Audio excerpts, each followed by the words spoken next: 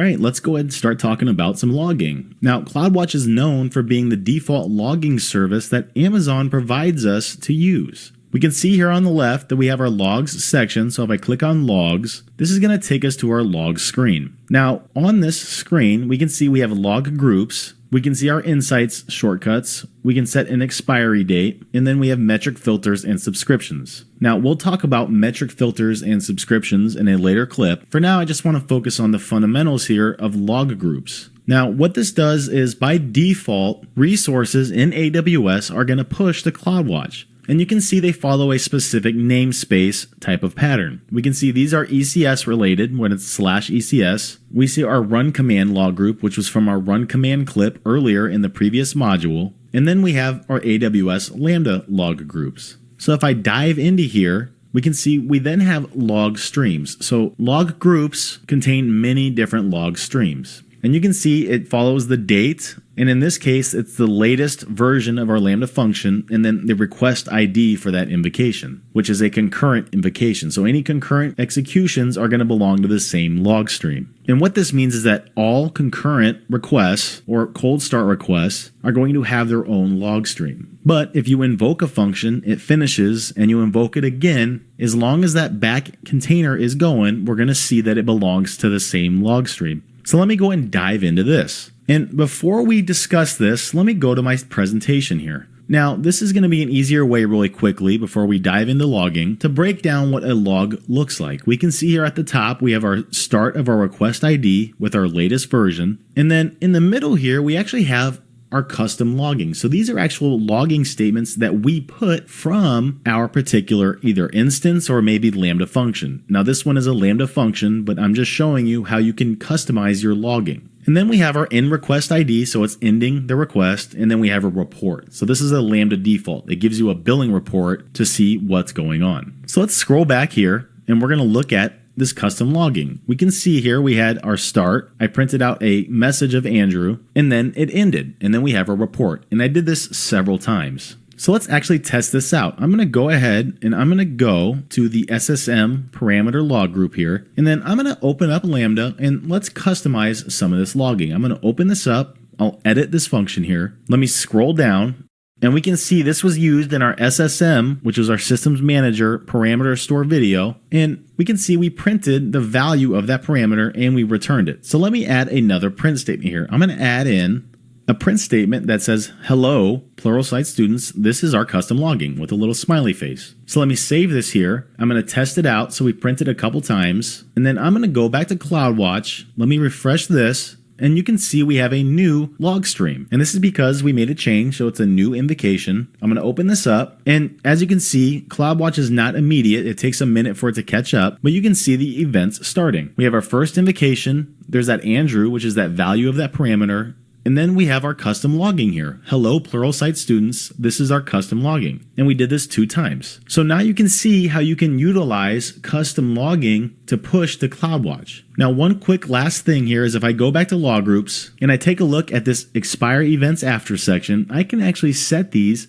to expire with a certain retention date. So you can see we can be 1 day, never expire, 1 month. We can even go all the way to 10 years. So this allows us to set a retention period for our logs in case we wanted to do that. So if I select this again, and let's just say I want to keep these for 1 week and then expire them. So I'm going to say, okay. And now if I had any logs that were older than 1 week, they would be gone. But I don't, so that's not really an issue here. Now that's going to do it for log groups and log streams. We'll wrap this up and then we're going to continue on in the next clip to discuss metric filters and subscriptions.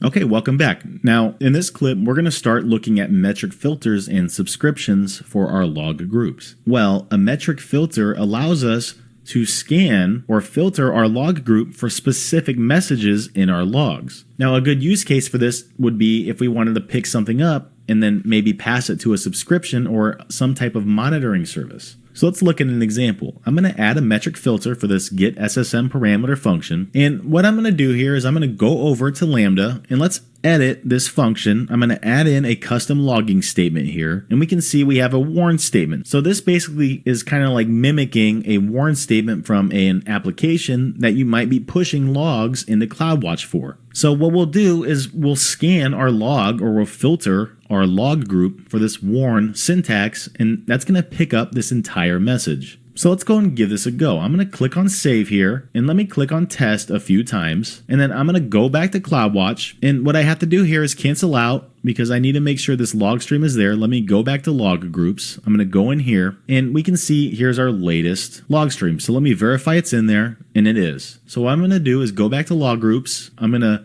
click on metric filters here. I'm going to add one, and I'm actually going to scan or filter for that warn pattern. And there we go. So now I'm filtering for any warn patterns. So anything matching this particular example. So what I'm going to do here is select the most recent log stream, and I'm going to test this pattern. And you can see down here our results. We found 2 matches out of 12 events in this log. So if I show the test results here, we can see line number 4 and line number 10. And you can see that it picked up our entire line content. So this is how we can filter for certain messages that are getting spit into our CloudWatch log groups. Now it is important to note that when they say events, they mean each line in a log group log stream. So let me go back here and let's look at all this. Every single one of these lines in this log stream is an event. So if we look at our results, line 4, which is 1, 2, 3, 4, there's our warn message, and then line 10, which is right down here. So we can see that this is how they measure lines and correlate that to events within CloudWatch. So let me go down here, and I'm actually going to assign this metric. And now we can give it a filter name. So we'll just leave this as warn because it is a warn. And then the next thing we do is provide metric details. So the metric namespace we'll leave as log metrics here, but you can see it's something that allows us to group similar metrics. And then we give it a metric name. So this is going to identify what's being published when our filter pattern here is matched. So let me just go ahead and call this warn log. And if we want, we can show advanced settings here where it gives us a metric value and then it gives us a default value.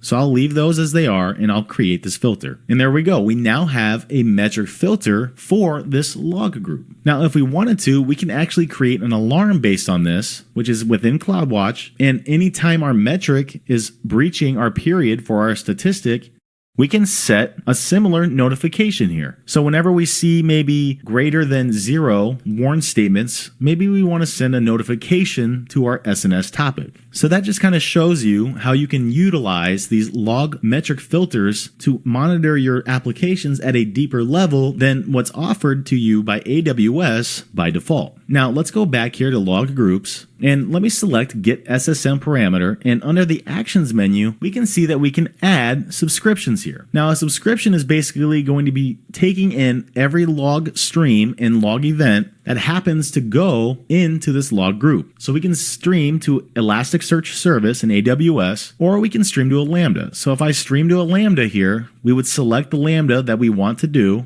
and then we would select next. We would select our log format here. So let's do a Lambda format. And this is where we can specify more filter patterns. So this is similar to the metric filter, except we're specifying the log event structure and filtering on those for this particular stream to this function. So only anything that matches our filter is going to be streamed to this subscribing function. Now I'm going to cancel out, but that's how you can kind of stream certain log groups to other places. Now an example of using this would be maybe you're collecting logging information in a separate function, or maybe you want to push that to Elasticsearch so you can query what kind of alarms or logging statements are more common. And the last thing I actually want to show you under this actions menu is that we can actually export data to S3. So what I can do here is select this, go back into actions, and I can export my data from certain data points. So from this date to this date, and then we choose a bucket, and we can look at advanced here where we can provide a prefix, and then we can export our data. Now I don't have permissions set up for this, so I'm not going to do this now, but this shows you how you can export all of your log data into S3, which is more of a long-term solution for data retention, obviously.